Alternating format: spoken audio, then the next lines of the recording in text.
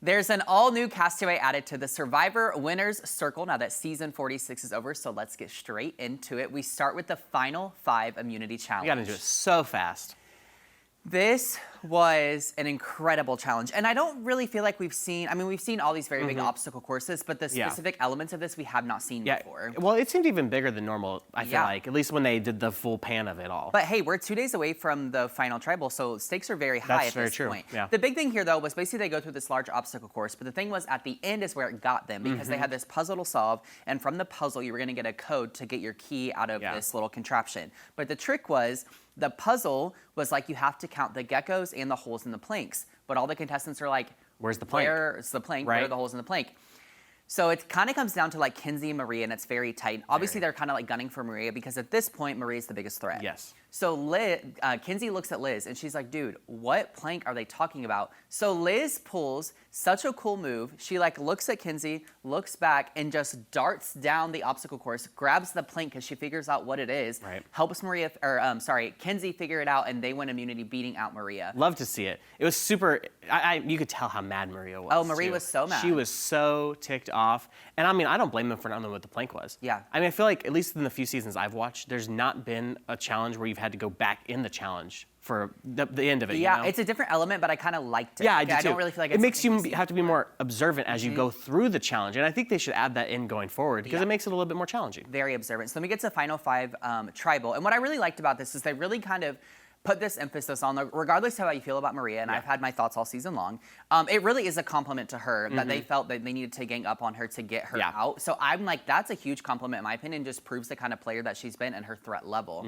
So it kind of basically is a unanimous vote. Maria goes, but she goes out very classy. She has this really nice speech about being a mom and what she's learned about herself being on the show. And I think Maria will definitely be up there in kind of like the Hall of Fame of Survivor players because she played an incredible game. But I also think a lot of people view her as the villain too of the Definitely season. the villain, and definitely more so that we'll get to in a second. But so then we go to Final 4 immunity. This is the most important because we know now, the last few seasons, you go to fire making at this tribal before the final tribal council. So the person who wins has a lot kind of riding on this. So they do this really cool challenge where basically there's 2 elements. So you're figuring out a puzzle that's the Survivor 46 logo, but simultaneously you're also playing, what is it? Plinko It's like a giant like Plinko board almost. Where they have to roll the ball all the way up, and then it takes it like, I don't know, maybe a minute-ish, not even, but it's to get down there. behind you, so you have to like be cognizant of what's happening behind you. And if their ball got to the bottom, like hit the metal wire, they had to wait for it to go down this. It was so slow too. It was at least probably a few minutes. It felt like forever. So it was interesting though because the puzzle was very easy in essence, but then the kind of element of the timing. Right. What was interesting is this one comes down to Kenzie and Ben, which was crazy. Because we haven't really seen Ben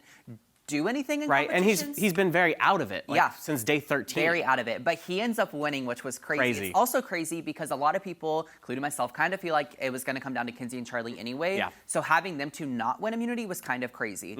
So we get to the final 4 tribal council, the fire making challenge. Ben decides to keep Charlie, take him to final 3. So now it's going to be Kenzie versus Liz. Yeah, and for some reason he seemed to have thought Liz was the big threat against him because he was like, I want one of you to take Liz out. It was a very weird take, I will say. And that's nothing against Liz. It's just weird that that's who Ben saw as the big threat out of him, Charlie and Charlie. Yeah, it's just weird. But anyway, so we get to fire making, and both these girls are so stressed out. They're highly emotional about it. It was very intense, but pretty quickly after the fact, Kenzie kind of gets her fire after a few tries, and Liz never really is able to get it up. And once Kenzie got it, it just it just boomed. And I was so excited for her because nothing against Liz, but I really was hoping Kenzie would stay in and get to Final 3. So we get to Final 3 day. They go to that final tribal council, and this jury was intense. First of all, they were talking over each other, and the questions were intense, and it just felt like very aggressive almost. Yeah, I felt like from previous seasons I've watched, the jury was a lot more vocal than in the past. Like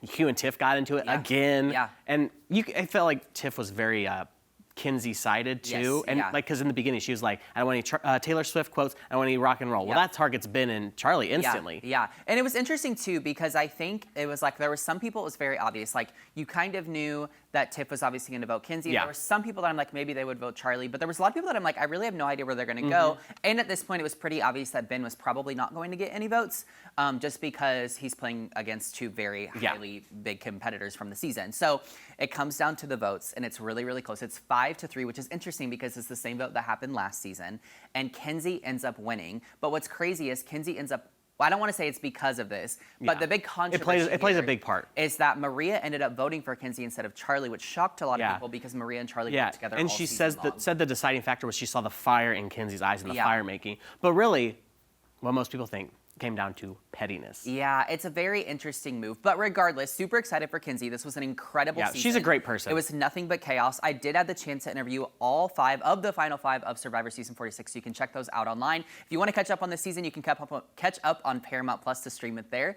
And Ozarks Live will be right back.